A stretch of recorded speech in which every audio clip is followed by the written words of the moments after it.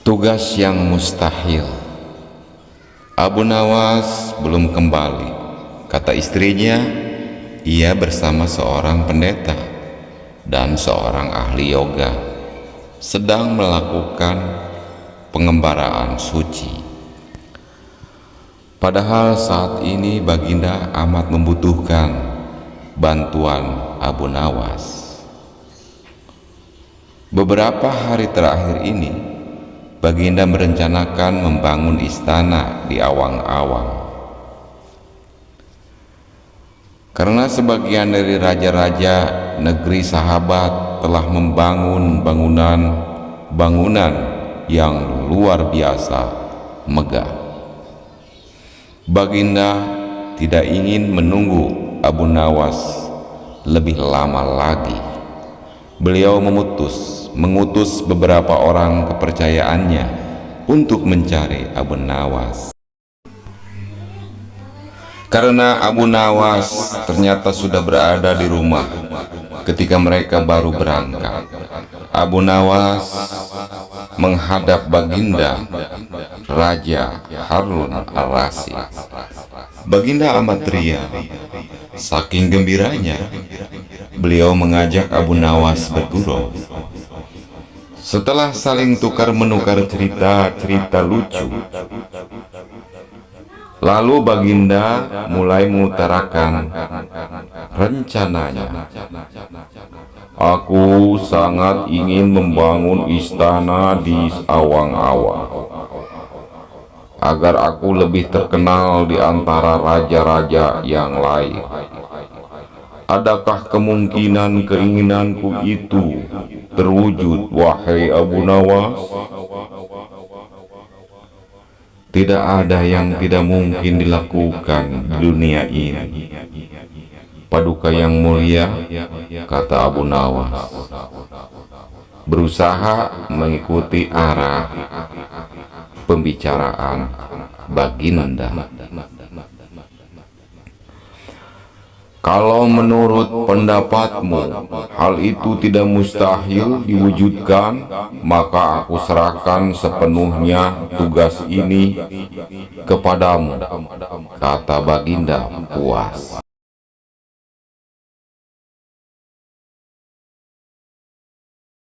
Abu Nawas terperanjat. Ia menyesal telah mengatakan kemungkinan mewujudkan istana di awang-awang, tetapi nasi sudah menjadi bubur. Kata-kata yang telah terlanjur didengar oleh Baginda tidak mungkin ditarik kembali. Baginda memberi waktu Abu Nawas beberapa minggu. Rasanya tak ada yang lebih berat bagi Abu Nawas kecuali tugas yang diembannya itu. Jangankan membangun istana di langit, membangun sebuah gubuk kecil pun sudah merupakan hal yang mustahil dikerjakan. Hanya Tuhan saja yang mampu melakukannya. Begitu gumam Abu Nawas. Hari-hari berlalu seperti biasa.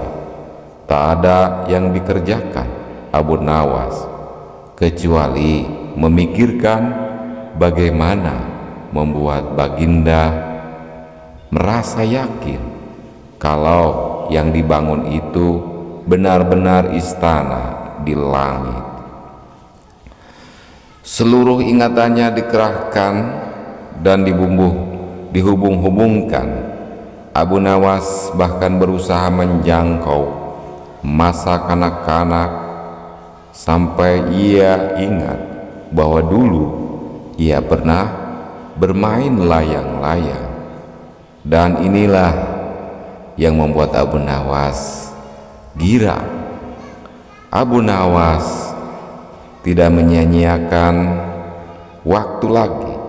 Ia bersama beberapa kawannya merancang layang-layang raksasa berbentuk persegi 4. Setelah rampung, Abu Nawas melukis pintu-pintu serta jendela-jendela dan ornamen-ornamen lainnya. Ketika semuanya selesai, Abu Nawas dan kawan-kawannya menerbangkan layang-layang raksasa itu dari suatu tempat yang dirahasiakan. Begitu layang-layang raksasa berbentuk istana itu mengapung di angkasa. Penduduk negeri gempar. Baginda Raja girang bukan kepala. Benarkah Abu Nawas berhasil membangun istana di langit? Dengan tidak sabar beliau didampingi beberapa orang pengawal bergegas menemui Abu Nawas. Abu Nawas terperanjat. Ia menyesal mengatakan kemungkinan mewujudkan istana di awang-awang. Tetapi nasi telah menjadi bubur. Kata-kata yang terlanjur didengar oleh Baginda tidak mungkin ditarik kembali. Baginda memberi waktu Abu Nawas beberapa minggu. Rasanya tak ada yang lebih berat bagi Abu Nawas kecuali tugas yang diembannya.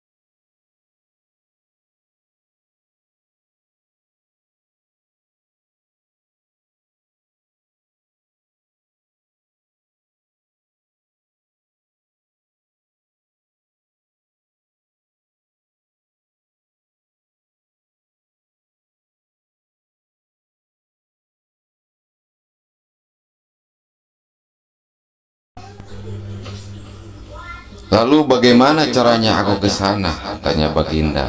Dengan tambang Paduka yang mulia, kata Abu Nawas. Kalau begitu, siapkan tambang. Sekarang aku ingin segera melihat istanaku dari dekat, kata Baginda. Tidak sabar. Maafkan hamba Paduka yang mulia. Hamba kemarin lupa memasang tambang itu, sehingga seorang kawan hamba tertinggal di sana dan tidak bisa turun, kata Abu Nawas. Bagaimana dengan kau sendiri, Abu Nawas? Dengan apa engkau turun ke bumi? Tanya Baginda. Dengan menggunakan sayap Paduka yang mulia, kata Abu Nawas dengan bangga.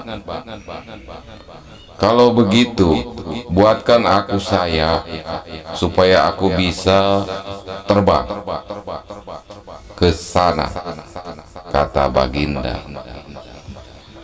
Paduka yang mulia, sayap itu hanya bisa diciptakan dalam mimpi, kata Abu Nawas menjelaskan. Engkau berani mengatakan aku gila sepertimu? Tanya Baginda sambil melotot.